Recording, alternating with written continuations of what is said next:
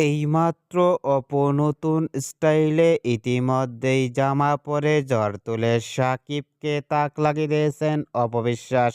অন্যান্য নায়িকাদের থেকেও ভিন্ন ভিন্ন স্টাইলে পোশাক পরে দেখা যায় অপবিশ্বাসকে সোশ্যাল মিডিয়ায় ধরা দিয়ে থাকেন। অপবিশ্বাসের ভেরিফাই ফেসবুক পেজে এই ছবিগুলো আপলোড দিয়ে মুহূর্তের মধ্যেই সোশ্যাল মিডিয়ায় ভাইরাল হয়ে পড়ছে এর দুনিয়ায়।